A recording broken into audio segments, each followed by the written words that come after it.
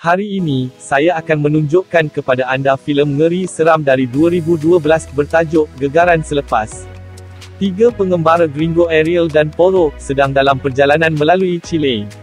Mata Ariel sentiasa tertumpu pada telefonnya. Polo adalah orang yang memandu kereta, dan sentiasa di bawah ayalan bahawa dia adalah yang paling intelek orang di dalam bilik. Kemudian ada Gringo, yang berada di tempat duduk belakang, yang sentiasa dalam keadaan keliru. Ketiga-tiga mereka adalah kawan baik yang melancong bersama. Mereka memutuskan untuk berhenti dan berpesta di sebuah kelab, di mana mereka bertemu saudara perempuan Hungary Monica dan Kilai, dan rakan Rusia mereka Irina. Mereka juga pengembara, yang memutuskan untuk berhenti di kelab ini. Kesemua mereka mula bercakap antara satu sama lain, dan mereka menjadi kawan. Selepas berpasangan, kumpulan bersama memutuskan untuk turun ke Valparaiso bersama-sama. Keesokan harinya, seperti yang dirancang, mereka semua berjalan dalam satu kereta. Mereka memutuskan untuk menaiki tram yang sepatutnya membawa mereka ke atas gunung. Polo membayar pemilik lift, dan mereka semua masuk ke dalam. Dia mempunyai pengetahuan tentang kawasan itu, dan dia memberitahu mereka bahawa tram itu berusia 100 tahun. Kesemua mereka bergembira dan menikmati menghabiskan masa bersama. Pada waktu malam, mereka memutuskan untuk pergi ke kelab dan berpesta.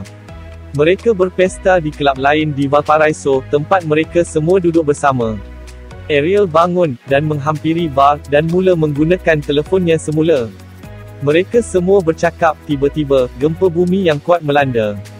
Setiap orang di dalam kelab mula melarikan diri, tetapi gempa bumi yang kuat ini menyebabkan objek berat jatuh dari bumbung, yang mengakibatkan beberapa orang yang malang remuk di bawahnya logam atau konkrit.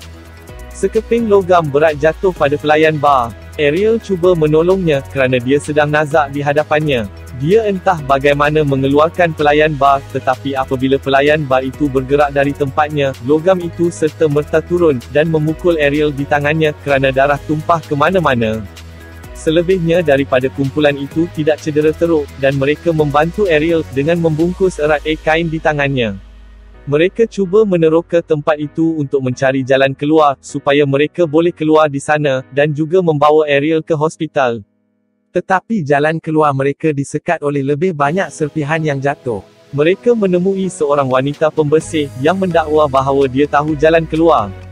Dia membawa mereka melalui terowong, ke lubang berdekatan. Dia memanjat tangga, sementara yang lain mengikutinya. Baru sahaja dia membuka lubang dan keluar, sebuah truk yang lalu melanggarnya, ketika darah jatuh pada mereka yang lain berdiri di bawahnya.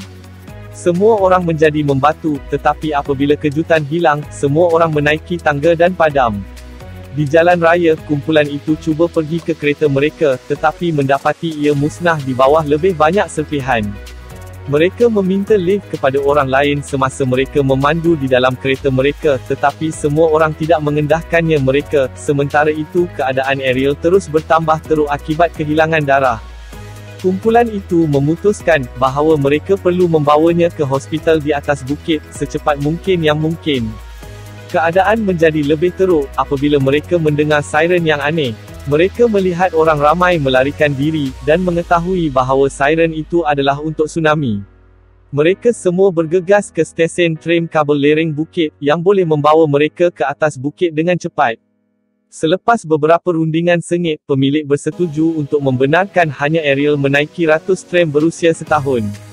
Tram itu mempunyai kapasiti untuk membawa 6 orang sahaja, tetapi keadaannya sangat teruk sehingga di sana berada lebih daripada 6 orang di dalam tram itu. Kumpulan itu melihat tram sampai ke puncak bukit, apabila tiba-tiba kabel yang tercabut putus, menyebabkan tram jatuh sepanjang perjalanan ke bawah. Ia akan musnah sepenuhnya, dan semua orang yang berada di dalamnya mati dengan sangat teruk kematian yang mengerikan, termasuk Ariel. Polo berlari, dan di antara pembunuhan beramai-ramai itu, dia melihat Ariel. Dia mula berduka dan menyalahkan dirinya atas kematian kawan kesayangannya.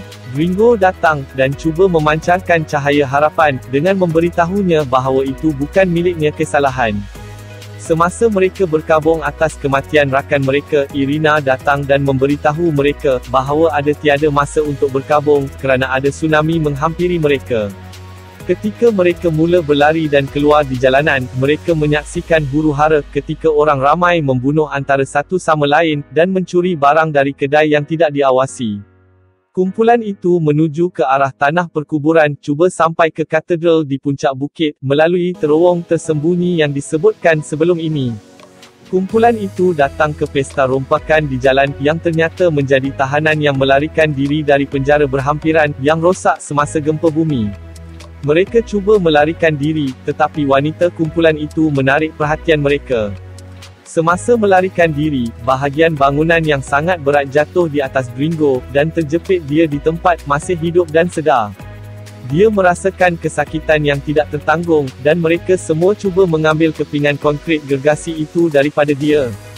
Polo datang dengan penyelesaian, dan mengatakan bahawa mereka memerlukan bicu kereta. Gringo memberitahu mereka untuk tidak pergi, kerana dia sangat takut. Polo dan Monica memutuskannya. Mereka akan pergi keluar, dan cuba mencari bicu di dalam kereta. Sementara itu, Irina dan Kili memutuskan untuk tinggal bersama Gringo. Mereka mendengar bunyi bising, dan membuat spekulasi kumpulan banduan akan datang ke arah mereka. Gringo memberitahu mereka untuk bersembunyi, tetapi mereka menolak. Dia memberitahu mereka bahawa mereka hanya akan mengambil wangnya, dan meninggalkan mereka sahaja. Kedua-dua mereka pergi dan bersembunyi apabila kumpulan-kumpulan itu menghampiri. Salah seorang banduan meletakkan pistol di kepalanya, dan meminta gadis-gadis itu, kerana mereka sangat hebat miang setelah berada dalam penjara selama bertahun-tahun. Dia memberitahu mereka bahawa dia tidak tahu di mana mereka berada, dan mereka semua mula ketawa. Seorang lelaki gemuk duduk di atas kepingan konkrit, yang memberi lebih berat kepadanya, dan dia menjerit dari sakit yang teramat sangat. Polo dan Monica terus mencari kereta, tetapi mereka tidak menemui bicu. Mereka melihat sebuah truk bomba sedang melalui, dan mereka melambai ke arahnya supaya ia berhenti dan membantu mereka. Tetapi truk itu tidak terkawal, dan ia terhempas. Seorang daripada anggota bomba dilarikan oleh rasuk kayu, manakala seorang lagi terperangkap. Mereka melihat bahawa seorang lagi tidak cedera parah, jadi mereka memutuskan untuk membantunya. Polo dan Monica mengeluarkan ahli bomba, yang menjelaskan bahawa beberapa banduan cuba untuk mengambil alih truk bomba, itulah sebabnya ia hilang kawalan. Sebaliknya, salah seorang banduan, kononnya bos, mula menuangkan alkohol ke Gringo, dan mengugut untuk menyalakannya, jika dia tidak memberitahu mereka di mana wanita itu berada. Gringo merasakan dia tidak mempunyai pilihan lain lagi, atau mereka akan membakarnya hidup-hidup. Kerana ketakutan, dia bergerak ke arah tempat persembunyian mereka dengan matanya. Irina faham, walaupun tidak mahu, Gringo memberikan lokasi mereka, jadi dia merangkak keluar dari tempat persembunyiannya, dan cuba melarikan diri. Tetapi ia adalah percubaan yang gagal, dan dia dengan cepat ditangkap oleh banduan. Pemimpin mempunyai caranya dengannya, manakala ahli kumpulan yang lain duduk bergurau. Gringo membaling batu ke arah ketua cuba menghalangnya. Pemimpin itu, marah, menyalakannya, membawa maut. Kili menjadi sangat ketakutan selepas mendengar semua kekacauan di luar, jadi dia memutuskan untuk berlari. Kumpulan itu mengejarnya, tetapi abang ketua tetap di belakang, untuk meneruskan dengan Irina. Kili dapat melarikan diri, terserempak dengan Monica dan Polo. Polo mengambil kapak dari truk bomba, dan mereka kembali mencari Irina. Polo paksi abang pemimpin, baru sahaja kumpulan itu hendak lari, banduan kembali. Pemimpin mereka melihat mayat abangnya, dan menembak mereka, membunuh Irina. Kumpulan yang lain berjaya melarikan diri, dan terserempak dengan bangunan berpagar, dengan yang lain mangsa terselamat yang tinggal di sana. Seorang ibu tunggal tidak mahu membiarkan mereka melalui, tetapi jirannya mahu membukanya pintu gerbang. Semasa Polo memohon, wanita itu menembaknya di dada, mencederakannya. Yang lain membantu membawanya pergi, tetapi memutuskan untuk menyembunyikannya, supaya mereka boleh mendapatkan bantuan. Telefon Polo tiba-tiba berdering, dan salah seorang banduan mendengarnya dan menemuinya. Mereka menembaknya tanpa teragak-agak, dan terus mengejar yang lain. Kumpulan itu akhirnya tiba di katedral, di mana mereka diselamatkan oleh seorang imam, yang menutup pintu tepat pada masanya. Apabila satu lagi gempa susulan melanda, katedral mula runtuh. Paderi membawa mereka ke satu laluan rahsia di dalam. Semasa kumpulan itu menuruni tangga melalui laluan, satu lagi gegaran susulan menggegarkan tangga itu dimatikan. Paderi itu jatuh dari tangga hingga mati, dan Kili jatuh di atas objek logam yang menusuk pahanya. Monica, sementara itu, terkandas di bahagian atas sahaja, kerana dia adalah orang terakhir yang turun ke bawah tangga. Anggota bomba cuba membantu Kili, dengan mengeluarkan objek itu, dan menggunakan kodnya sendiri untuk cuba menghentikan pendarahan.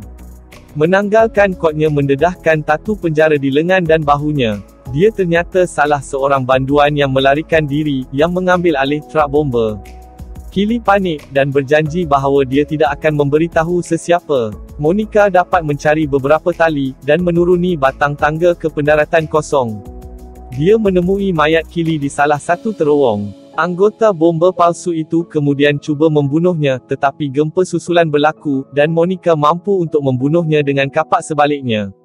Monica akhirnya berjaya melarikan diri melalui terowong, dan ke pantai. Dia berjalan di sekitar pantai, bingung kerana akhirnya dia dapat melarikan diri ke tempat yang selamat. Semasa dia menoleh, dia melihat tsunami yang sangat tinggi meluru ke arahnya.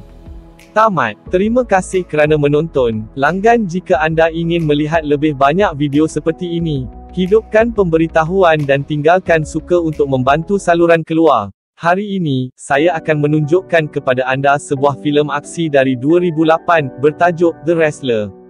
Filem ini bermula dengan montaj keratan media 1980-an, kebanyakannya memaparkan Randy, The Rump Robinson, seorang tokoh gusti profesional yang besar. Filem itu kemudian melompat ke hadapan 20 tahun, di mana Randy bergusti di New Jersey pada hujung minggu, untuk syarikat bebas, semasa tinggal di Taman Trailer, dan bekerja sambilan di Pasaraya. Randy bersetuju dengan cadangan perlawanan ulang tahun ke-20, dengan lawannya yang paling terkenal, The Ayatollah, selepas memenangi pertarungan tempatan, dengan harapan untuk kembali terkenal. Randy pulang ke rumah untuk mengetahui bahawa dia telah diusir dari trailernya, kerana gagal untuk membayar sewanya. Dia minum bir dan mengambil ubat tahan sakit, sebelum tidur sebentar di belakang vannya. Dia pergi bekerja keesokan harinya, memuatkan kotak di pasaraya, di mana dia bertanya kepada pengurusnya untuk lebih jam. Selepas bekerja, dia melawat kelab strip, untuk melihat penari telanjang bernama Cassidy. Cassidy, seperti Randy, lebih tua daripada rakan sekerjanya. Dia berumur 43 tahun dan agak menarik. Rakan sekerjanya berumur bawah 25 tahun, dan menari mengikut muzik semasa, bukannya rock kuno 80-an. Randy terdengar beberapa lelaki muda yang tidak menyenangkan, memanggilnya seorang wanita tua di bilik lain, dan mengatakan bahawa dia sudah cukup dewasa untuk menjadi ibu mereka. Randy meluru masuk dan menolak mereka, menjerit bahawa mereka tidak tahu betapa hebatnya Cassidy.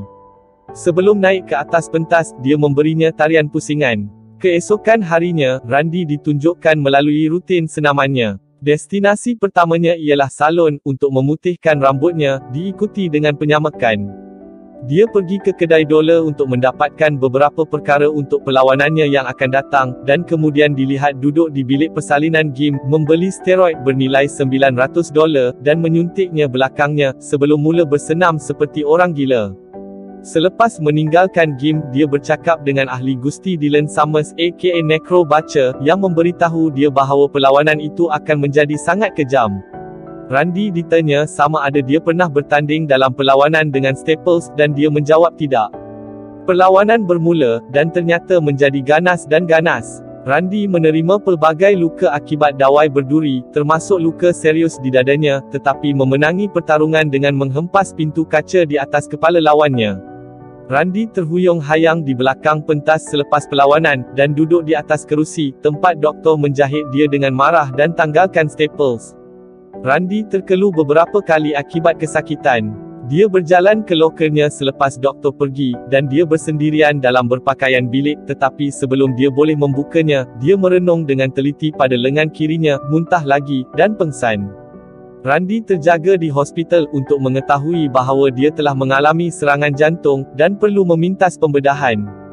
Doktornya menasihatinya bahawa dia hampir mati, dan dia mesti berhenti mengambil steroid. Lebih memburukkan keadaan, doktor menasihati Randy supaya berhenti bergusti, kerana jantungnya boleh tidak lagi bertolak ansur dengan tekanan. Dia mengambil mudah pada keesokan harinya, seperti yang dinasihatkan oleh doktor. Dia menjemput anak muda jiran untuk bermain permainan video Gusti, dalam permainan yang ketinggalan zaman konsol Nintendo, menggambarkan Randy sendiri. Kanak-kanak itu menyertainya untuk satu pusingan, sebelum pergi secara tiba-tiba, merungut tentang umurnya dan tidak menarik permainan itu. Randy pergi berjoging, dan separuh jalan, terpaksa bersandar pada pokok kerana keletihan. Dia mula menangis kerana kesakitan di dadanya, dan kesedaran bahawa dia sendirian dalam hidup. Dia kembali ke kelab strip, dan memberitahu Cassidy tentang serangan jantungnya, dan dia bersetuju untuk berjumpa dengannya di luar untuk berbincang, melanggar salah satu peraturannya. Dia menyatakan kesepiannya, dan dia mencadangkan agar dia cuba berhubung semula dengan anak perempuannya, Stephanie. Randy pada mulanya bimbang, tetapi akhirnya menerima. Randy melawat Stephanie di rumahnya, tetapi dia enggan bercakap dengannya. Dia menjerit kepadanya dan menyerbu pergi, menyalahkannya kerana tidak hadir semasa dibesarkan. Randy kembali ke kelab strip, dan memberitahu Cassidy tentang apa yang telah berlaku. Dia menawarkan kepada membantu Randy mencari hadiah untuk Stephanie. Randy sedang menunggu Cassidy di hadapan kedai pakaian jualan semula pada keesokan harinya, apabila dia datang dengan kenderaan pikap lama.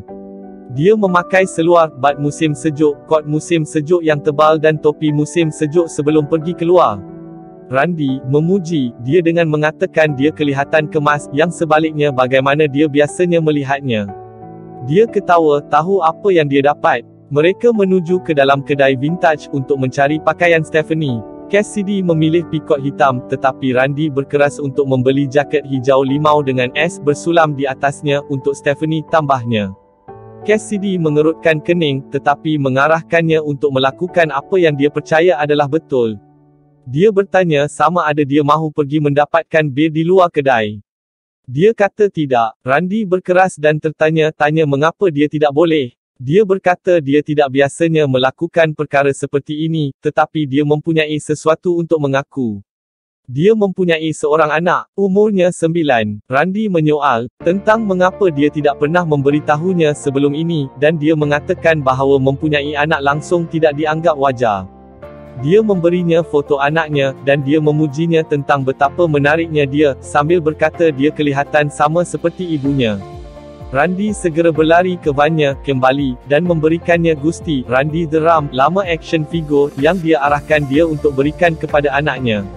Randy akhirnya memujuk Cassidy untuk menyertainya untuk minum bir. Dia menciumnya di pub selepas mereka bercakap dan mengenang tentang tahun 1980-an, dan betapa teruknya perkara sekarang. Dia memeluknya dengan teliti pada mulanya, tetapi kemudian secara tiba-tiba menolaknya, melemparkannya minum bir, dan berjalan pergi. Randy melawat Stephanie, dan memberikannya hadiah itu. Yang pertama ialah jaket kapur berkilauan dengan huruf S bersulam. Dia menjelaskan bahawa yang berikut adalah hadiah tulen, kerana dia tidak pasti. Dia kemudian menghadiahkannya dengan kot kacang yang dipilih Cassidy. Yang ini lebih menarik perhatiannya. Stephanie bersetuju untuk menghabiskan waktu petang dengannya dengan berat hati, tetapi dia berkeras. Mereka bercakap sambil berjalan di sepanjang laluan-laluan New Jersey. Randy mengakui bahawa dia telah gagal sebagai seorang bapa. Dia menangis teresak-esak dan merayu agar dia memberikan hubungan yang tidak pernah dia miliki, kerana dia sangat salah kali pertama. Stephanie menyapanya, dan bersetuju untuk bertemu dengannya untuk makan malam hujung minggu itu, percaya dia sedang berusaha untuk menjadi bapa yang baik. Randy pergi ke convention beberapa hari kemudian, untuk menandatangani autograf untuk peminat, tetapi hanya 2 orang muncul untuk melihatnya. Dia juga perasan bahawa beberapa ahli Gusti Purba cacat, salah seorang daripada mereka dalam kerusi roda. Randy meninggalkan dan menelefon semua orang, memaklumkan mereka bahawa dia kini bersara, dan membatalkannya perlawanan ulang tahun ke-20 Ayatollah. Dia kemudian pergi bekerja, dan berjalan terus ke pejabat bosnya, tanpa mengetuk, di mana dia mendapati dirinya menonton kandungan eksplisit. Randy berpaling dan menutup pintu, mengetuk 2 kali, dan majikannya menjerit, "Apa yang kamu lakukan mahu?" Randy mahu masa tambahan lagi. Kecuali pada hujung minggu, penyeliannya berkata, dia tidak mempunyai apa-apa lagi untuk diberikan kepadanya. Randy berhenti seketika sebelum bersetuju dengan hujung minggu. Dia akan bekerja di belakang kaunter deli. Selepas memakai apron dan kelambu, bos memberikan tanda namanya kepadanya, dan dia berjalan keluar ke kaunter deli, dan terus bekerja. Dia nampaknya gemar menjaga pelanggan, serta memotong daging, dan memasak ayam. Dia kemudiannya melawat Cassidy di kelab strip, dan memberikannya kad terima kasih. Dia menawarkan untuk membawakannya minuman, tetapi dia menolak kerana dia tidak minum dengan pelanggan. "Saya fikir kita telah melepasi itu," katanya terpegun. Dia menjerit kepadanya, berkata tidak, dia hanya pelanggan, dan dia tidak sepatutnya keluar dengan dia kali pertama.